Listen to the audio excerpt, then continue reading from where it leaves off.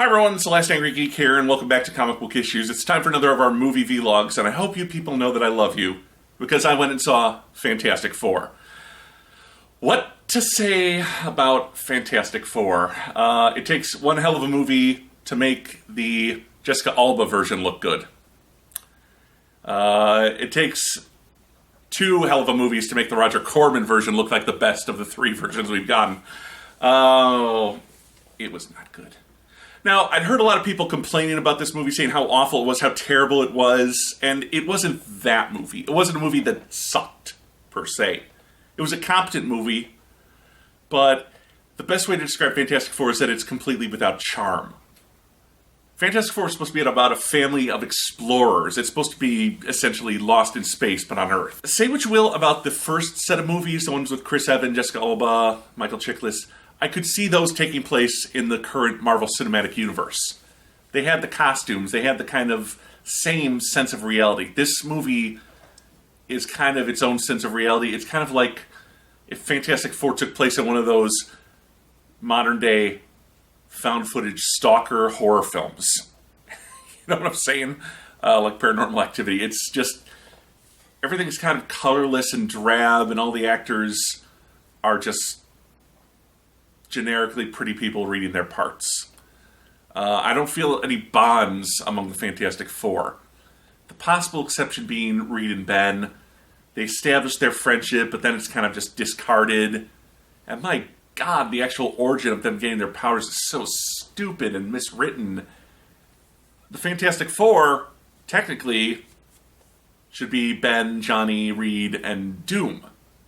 Sue wasn't even allowed to go on it. She wasn't part of the team. She wasn't part of the group. She's the outsider there.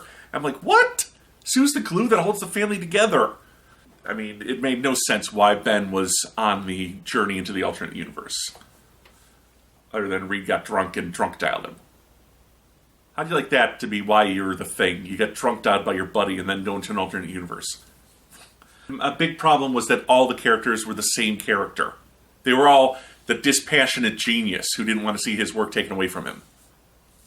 Reed and Victor were the same character. Sue was a genius. Johnny was a genius. He just wasn't living up to his potential. Ben was the only stupid one in the group, I guess. And it really bothered me that the Thing was suddenly a killer. Like they showed he killed 63 people on missions for the government. What? Let's backtrack. Let's talk about each of the individual characters. Let's even start with Dr. Franklin Storm. I've seen this guy. I'm not even going to tell you the actors' names like I normally do because there were no no-name actors. There were no name actors in this film, so let's just refer to them by their character names. But I've seen him play a lot of the same type of character. He is always the the gruff, authority, grumpy character, and he played it in this one. And the only relationship they really explore with him is his with Johnny, and I kind of wish they'd further gone with that. Johnny's trying to live his own life, but Dad thinks he's not living up to his potential. Is Dad right? Is Johnny right? They never answer that, and that kind of works, because you don't always get easy answers in your family relationships, but I wish there'd been more exploration of his relationship with Sue, his relationship with Victor, because he kind of has to prod Victor with a stick to get him to come back in. And let's talk about Victor. He was like the I'm so smart, everyone else is so stupid, arrogant Lex Luthor type almost, except he's living in a garage. I mean, he's Victor Von fucking Doom. Then what happens to him? He gets left behind a year later, they come back and he's been totally absorbed by this planet. I want to know what the hell happened to him. They never explain what happened to him. Why is he suddenly convinced that this planet is his ride, he's going to create things on it? How? What happened to him? Was he being influenced by the planet itself? Because they kind of speculated maybe the planet was alive. I thought, is that going to be Galactus? And we never find out. It's just, they come back a year later. Is he crazy? Is he being influenced by the planet? How much of Victor is left? We don't know. He's just suddenly fused with his suit. He's got some green cape on. I heard Doom wasn't even in this movie, so I was kind of surprised that Victor Von Doom was such a big part of the opening. But then he's also another non-factor. He's like completely forgotten and then just shows up at the end to threaten everybody, and it's not even Doctor Doom anymore. It's more like Annihilus, just like an alien from another dimension who's decided to wipe out all life that isn't like him. He's become a Dalek, essentially. Very little personality and a desire to kill everything. So he seems to have this crush on Sue, but it never goes anywhere. Nothing goes anywhere in this movie. Sue and Reed flirt a bit, but it never goes anywhere. Reed, I'll say this, the actor playing him, I'll put his name down here because I'll give him props. He was the only one who was at least a little charming, a little magnetic, you know. He, at least, could be a little funny at times. He could be a little... it was his story, essentially, but then he pulls a Bruce Banner and leaves his friends behind. Reed Richards would never abandon his family, but of course they're not his family in this movie, they're just his co-workers at this point. But he abandons Ben, and that kind of, like, drives a wedge between them, and the Reed Richards I know wouldn't do that. He at least seemed to be having fun with his role. He at least seemed to be an entertaining character. None of the other characters were. Sue was adopted into the Richards family. I have no issue with Black Human Torch. Let me get that out of the way right now. Sue Richards, who's supposed to be this warm, caring character, who's supposed to be the heart of the Fantastic Four, is just another, as I've said, cold, dispassionate genius. Oh, she recognizes patterns. She's the only one who can find Reed, but that means betraying him to the government, because the Fantastic Four are now government stooges in this film. What? As I said, this movie had no charm. Sue should have had a lot of heart, should have been warm and open, but she's just done there. Gee, I'm so much smarter than everyone else. That just rubs you the wrong way, and she wants to get rid of her powers. Everyone in the Fantastic Four should enjoy their powers except Ben, because of the radical physical transformation, but let's talk about the Human Torch. He was fine. I found it interesting, that whole relationship with the dad, how he's kind of trying to be his own man, but Dad just sees the potential there. I wish they'd explored more of the Sue-Johnny relationship.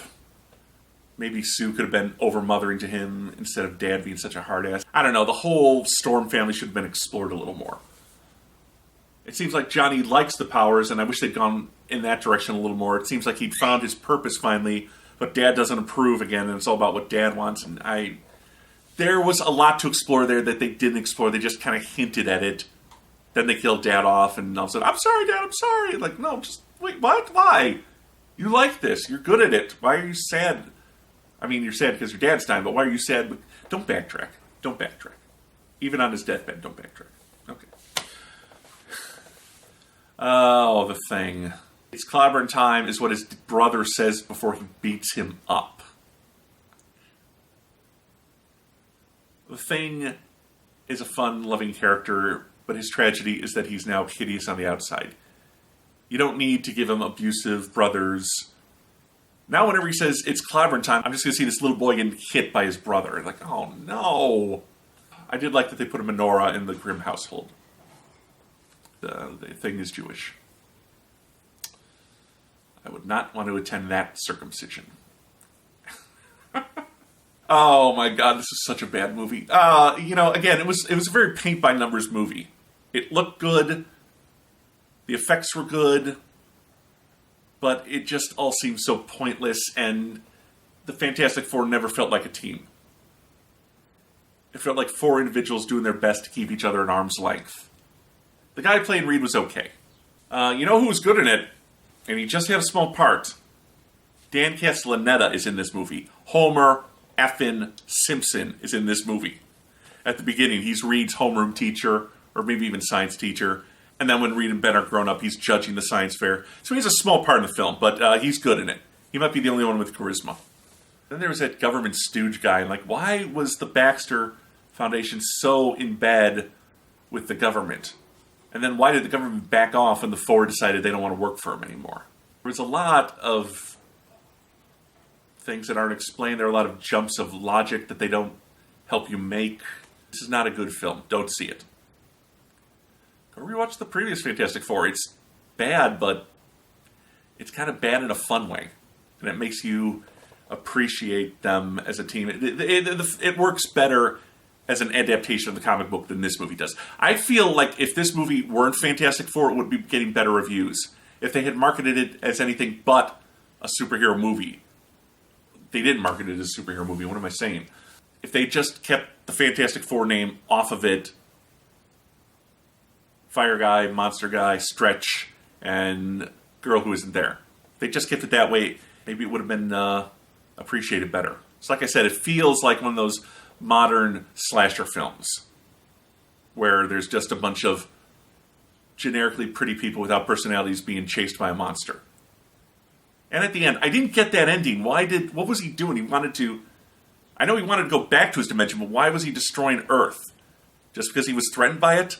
They never explained why Doom was opening the portal and sucking Earth in. Was he going to use Earth to make another planet or to reshape his own planet? Or a lot of weird logic things they don't explain. Bad film. But the Deadpool trailer was good.